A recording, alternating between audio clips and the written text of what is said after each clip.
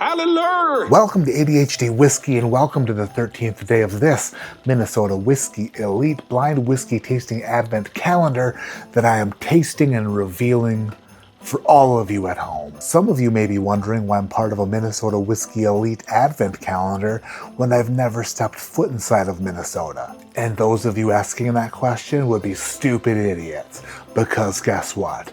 Matty Claus goes everywhere, and Matty Claus has stepped foot inside of Minnesota several times. Have I been to Duluth?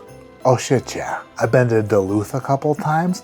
I've been to the Mall of America a couple times. One time when I was a kid, I was in Minneapolis with my parents and older brother for some reason. Not sure why, but I do remember driving by the Metrodome, and I do remember eating lunch with my parents and older brother. And when my dad's whiskey was empty, he was looking at the waitress and he was all, empty, empty. So I've been to Minnesota enough times to take part in their calendar. So stop asking questions and start trying to get on the nice list. For some people, the number 13 is unlucky. Some people get all weirded out about the number 13. I don't necessarily fall in that category. Unless, of course, 13 screws me in some kind of way that pisses me off. In that case, 13 is bad. But today, I have no ill will against this pour unless it's ill swill, if you know what I'm saying. Anyway, America. Trying to find a clean glass around here is like trying to find a friggin', I don't know. Not all of you like it when I use these colored Glencairn glasses, but guess what? It's festive and it's clean. Day number 13 on the nose. Immediately out of the gate, I would go out on a limb and say that 13 is not tequila. 13 smells like a spirit native to the United States of America. Smells kind of like bourbon. I have been fooled before though. I have been tricked before. As recently as yesterday. Day 13 is a bit bread-like. It's a bit bready. Smells like something from Little Caesars. Hot and ready. Boom. Like some crazy bread. Crazy bread without the garlic. Just a nice buttered friggin' crazy bread. A tinge of brown sugar and a smidge of cinnamon. The nose isn't screaming special. The nose isn't screaming extremely allocated.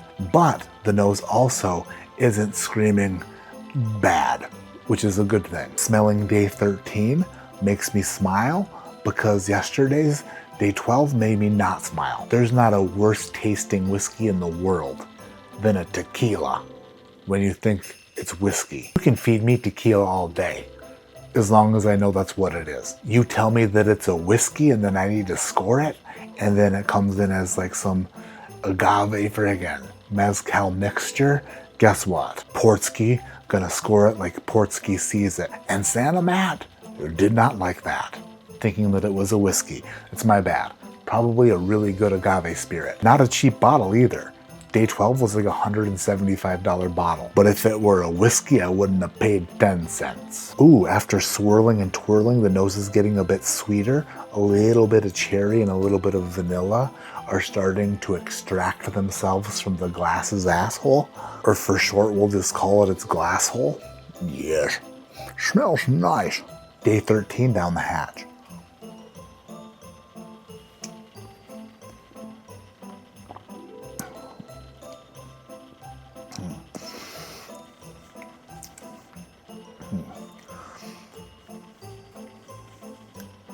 Oh, day 13 is a builder. Day 13 is constructing itself. Day 13 is like scaffolding, getting higher and higher, building itself up to levels I never saw coming. On one hand, the initial palate didn't explode into enormous flavors like I anticipated, but after letting it do its thing, it built into this really delicious bourbon profile that I like so much. Day 13 has a bit of a cola note to it, a really heavy cherry cola note. It's oily, and when it hits the palate, it's ultra responsive. I'm assuming this is a Kentucky bourbon. I'm assuming it's not super old. I'm assuming it's not super young. I'd probably put this bad boy around the 8 or 9 year range. I like the nose, I like the palate, I like the tasting experience. It has this chewy cherry cola oak profile to it that I think is pretty damn good, pretty damn solid. It's a whiskey having a growth spurt in your mouth. Down the chimney. Ho, ho, ho. Here we go.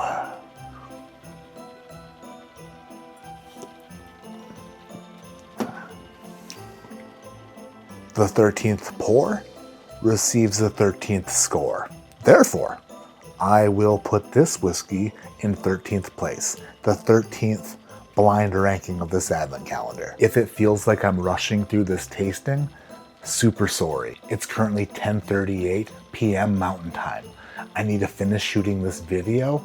I need to bring the SD card to the computer and friggin' transfer it and then edit it and then export it and upload it and then get a thumbnail done and schedule it to be released tomorrow morning, because tomorrow morning I'm not gonna be home. I'm gonna be at my freaking kid's birthday party and it's gonna be a ton of fun. But if I don't get this video done tonight, then guess what? I failed being the ambassador of the Minnesota Whiskey Elite Blind Whiskey Tasting Advent Calendar, which I refuse to do. So if it feels like this is a bit rushed, that's why. Deal with it. And if you can't deal with it, deal with this. Behind the back. Oh, middle finger. Didn't see that coming, did ya? On day 13, we were drinking. Come on.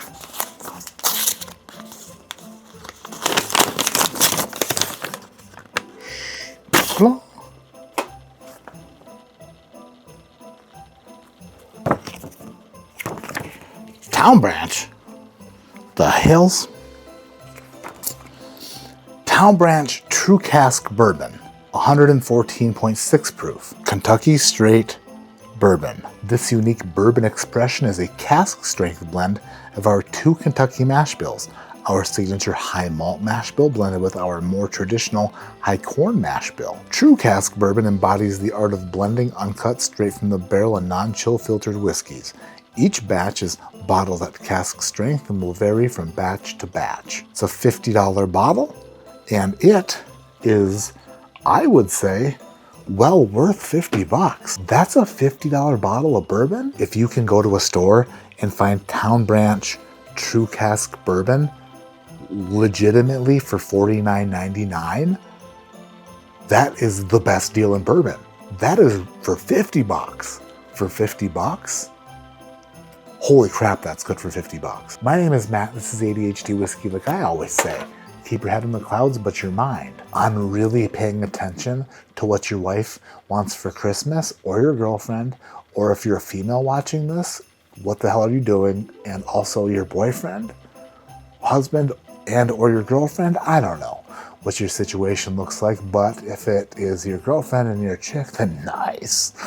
That will get edited out probably, and if it doesn't, then I probably should have edited it out, considering I already thought I should have and I didn't. Son of a bee, but still, nice. Really need to pay close attention to what they're saying, because sometimes they say things and they don't think that you pick up on them, but you definitely pick up on them.